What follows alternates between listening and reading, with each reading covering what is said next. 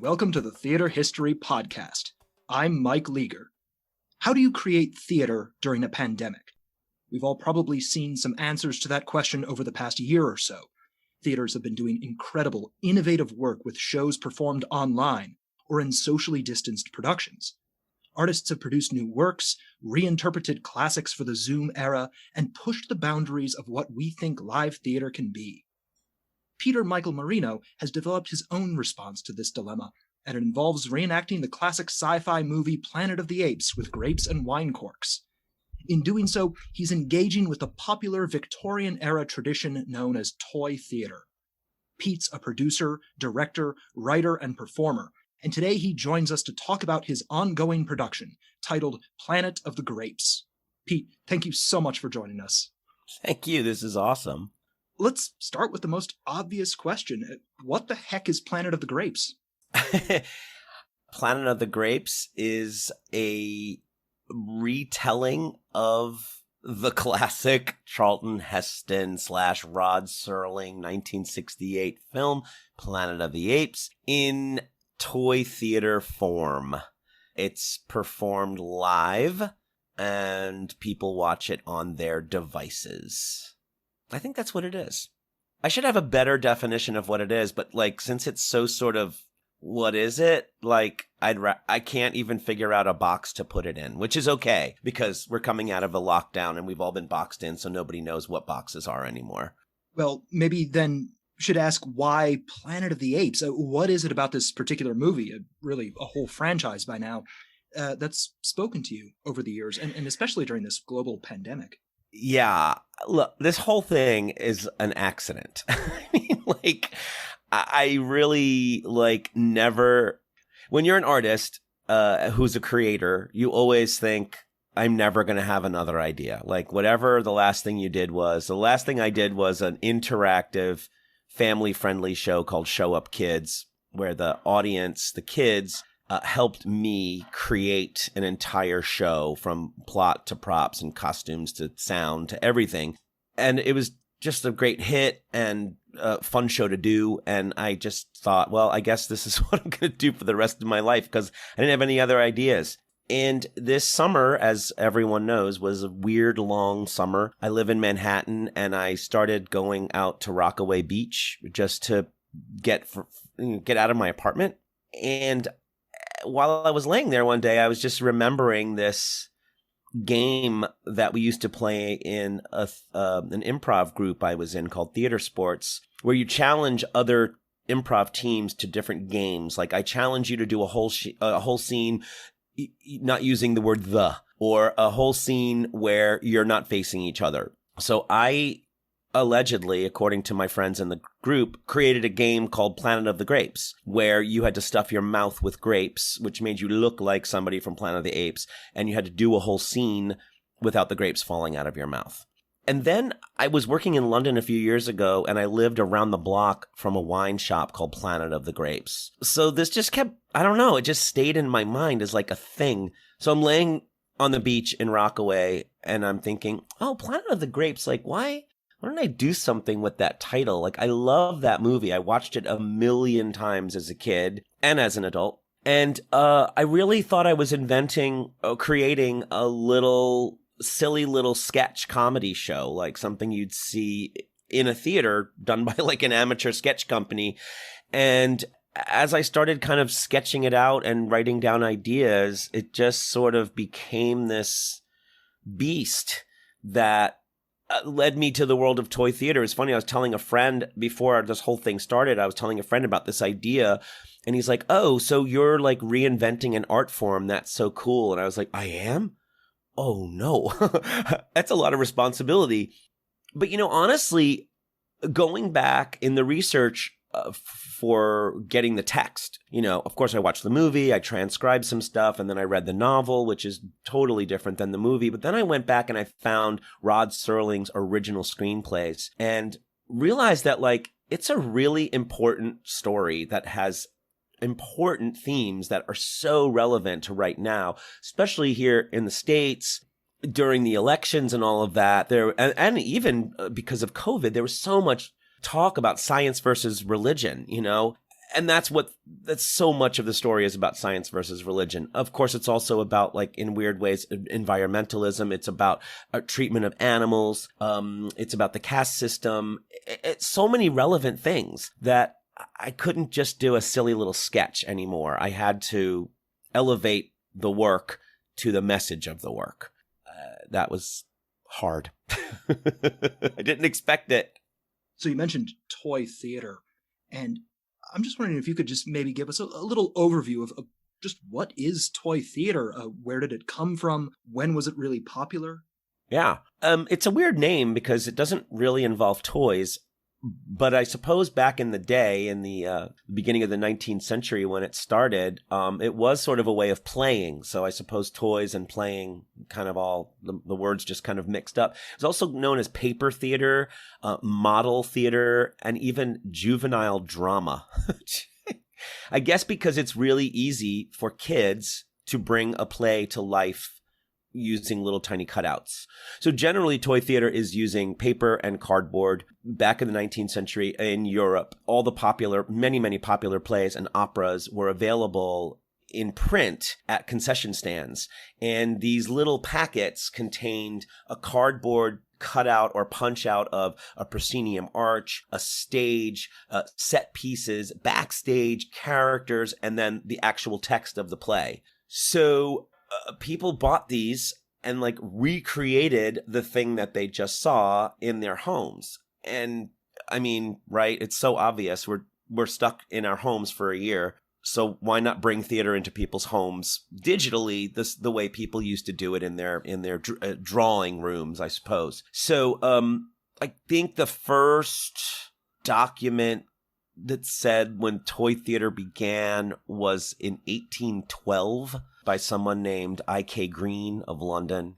And then other places, there's a very popular toy shop called Pollock's Toy Museum in London that also was one of the publishers of these kits. And they sold like crazy. My version is sort of is on the line of being toy theater and not, because it's really not made out of paper. But, like, no experts have said you're not really doing toy theater. But there's also, like, a very interesting crossover of, like, toy theater and puppetry, which when you read about toy theater, in the Victorian era, like, you never see the words puppetry.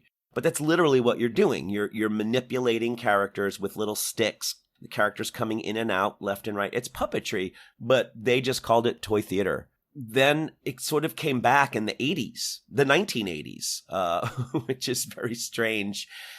There's an artist named Paul Zaloom, who depends on how old you are, but he had a show back in the 90s called Beakman's World, which was like a science show, like a geeky science show that used little tiny models and stuff.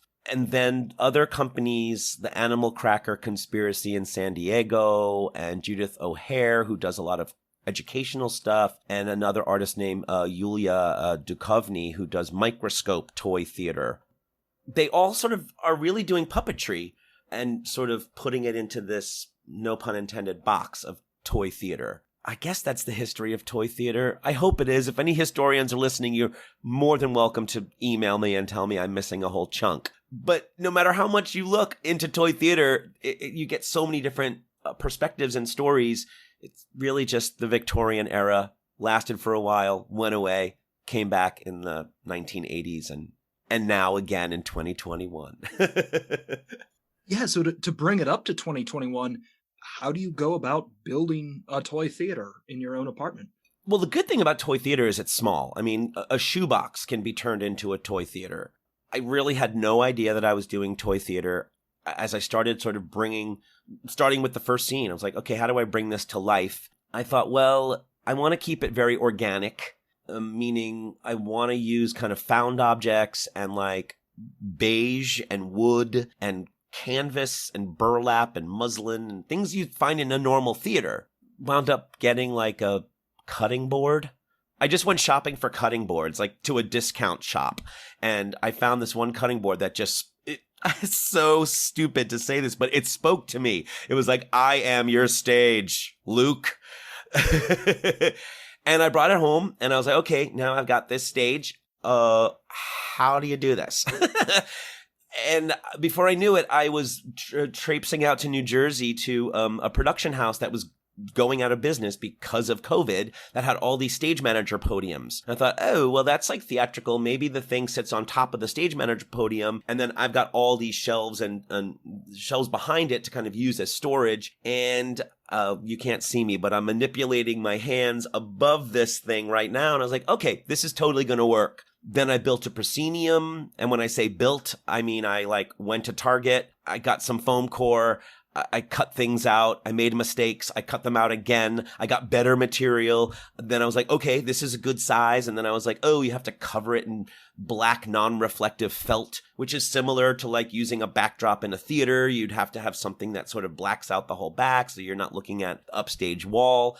And I was like, oh, upstage wall is actually really cool. So there I am building a fake wall for this fake theater that I thought I'd never use, which now, well, actually, you just saw the show. It's like, it's a huge part of the show. It's this black wall that serves two purposes. It lets me bring sets in front of it and behind it and also surprise the audience with backdrops that drop down from the sky like theater. But more importantly, it kind of hides me, the performer. You know, some folks, some toy theater, you're really focused on the stage itself. And this version is where I think you're interested in watching the creature behind it who's manipulating all of it, which also meant going through a whole bunch of like, which black shirt does not reflect light and I can move in it, which black shirt covers my wrists so you're not seeing any, you know, flesh tones popping through. Then I have to get a mask that totally a hood that covers my face. And then I'm like, oh, my glasses are reflecting. So I have to think about getting non-reflective lenses. And then I'm like, I'm sweating inside of this thing. So then that goes away. And then you're like, oh, now you can see my eyeballs and the space around my eyes. So then I'm blacking out my eyes. It's just this crazy process. It makes me laugh thinking about it now because I remember my director and I learning the show together, collaborating on this new art form for both of us on the internet.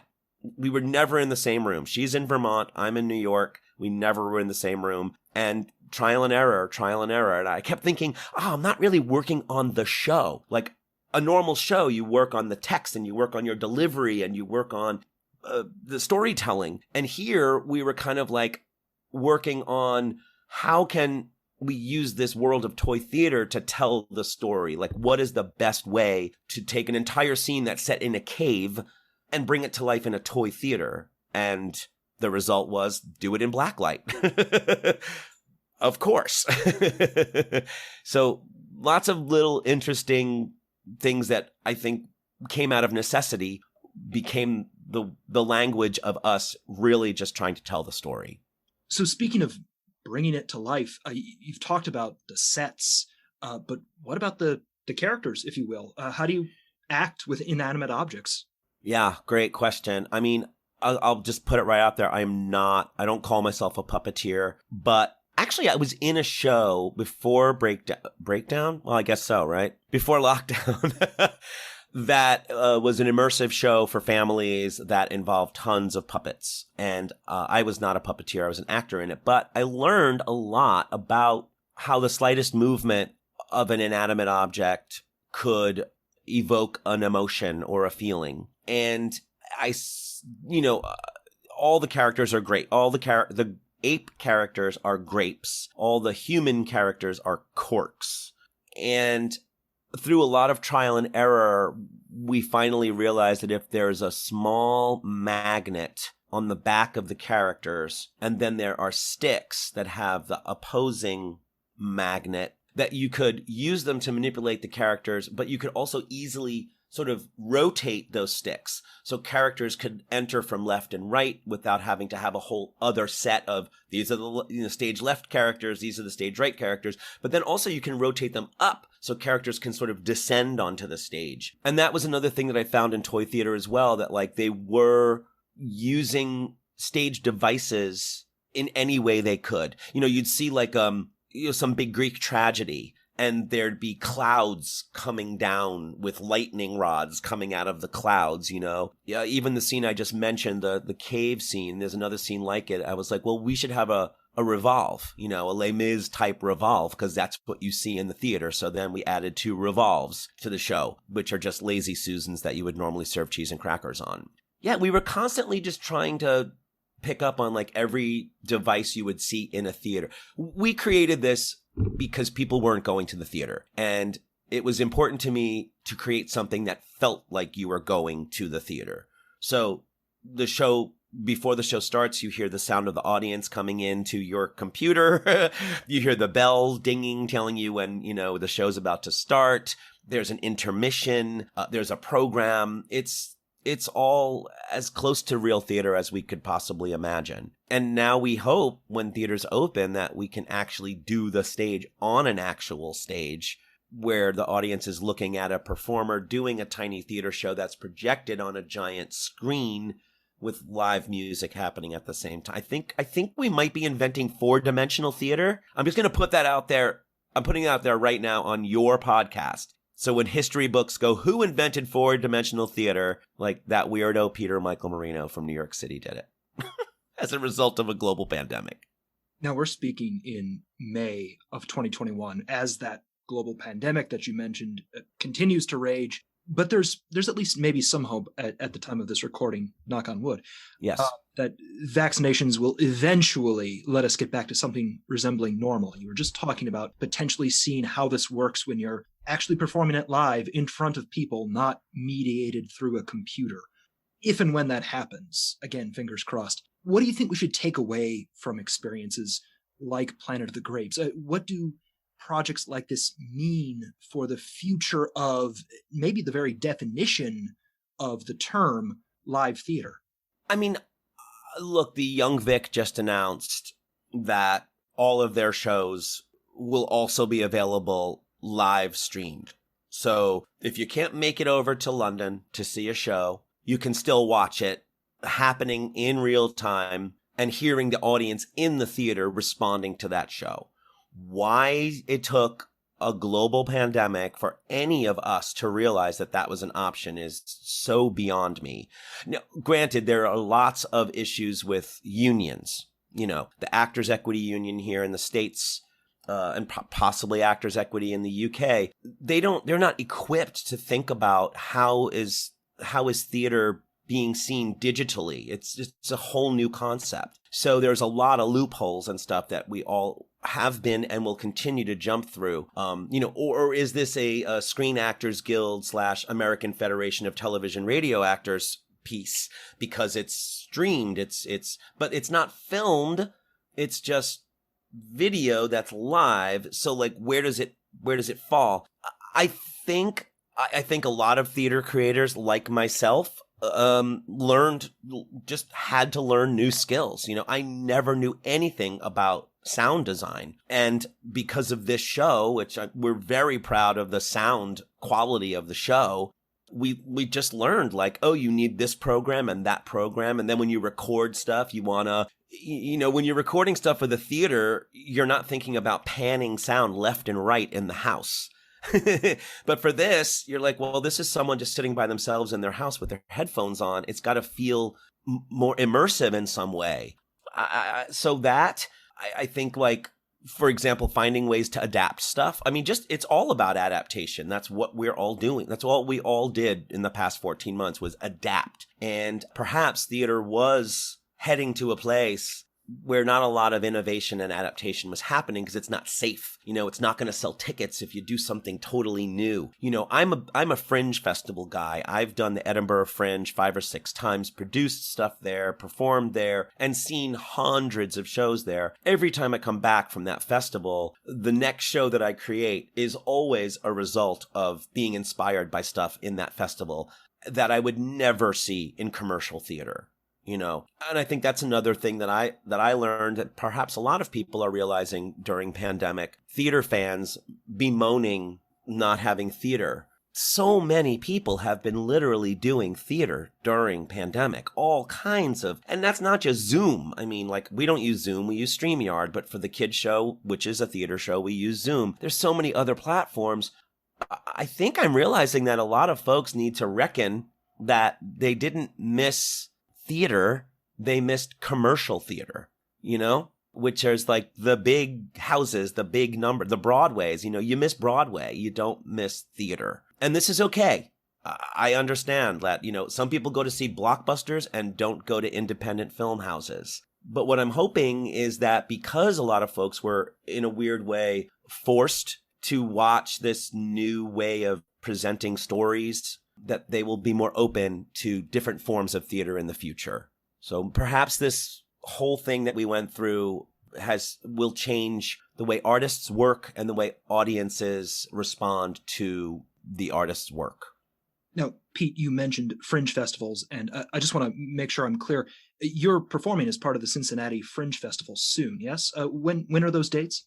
Oh, that's like June 5th through, I think, the 15th or something like that. So I would normally go to Cincinnati to do my shows. This is like the third time I think that I've done that festival, which is also a very eclectic festival. Folks in Cincinnati come up with just outrageous ideas in dance, in storytelling, in weird hybrid kind of puppetry / shadow play / opera. I mean, I find Cincinnati to be a really inspirational place to see work. So I got into the habit of going every year that they accepted me to see shows. So this year I'm in the Cincinnati Fringe, but it's happening from my apartment in New York City. What a weird world. What is this? I mean, just today I'm thinking, oh, I have to send out press releases for the show. Oh, I've already sent them out to, you know, all 5 publications in Cincinnati. And then I go, oh, wait a minute. No, the whole world. I have to send them out to the whole world because it doesn't matter that it's happening in Cincinnati. You can watch it anywhere at any time. You know, that's been another interesting thing is, you know, you don't just write the show starts at 8:00 anymore. You show, oh, the show starts at 8:00 Eastern time, 5:00 Pacific time, 11:00, you know, GMT time, 3 a.m. Australian time. You know, everybody's got like 15 different press releases now for their shows. We'll post additional links in our show notes that will let you learn more about Planet of the Grapes, including how to watch upcoming performances. We'll also share additional resources about the history of toy theater. Pete, thank you so much. Oh, thank you. Everybody, get to work. Use whatever crap you have around your house and start telling stories in new ways, because it's a whole new world.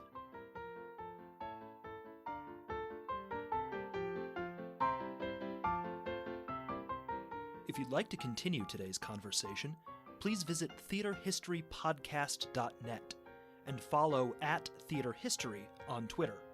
Just a quick note, remember that theater in our Twitter handle is spelled THEATER. Our intro music today is from Michael Marino, who composed the original music for Planet of the Grapes. We've included a link to his website in the show notes. Our regular theme music is The Black Crook Gallop, which comes to us courtesy of the New York Public Library Libretto Project and Adam Roberts. Thanks as well to Tip Kress, who designed our logo. And finally, thank you for listening.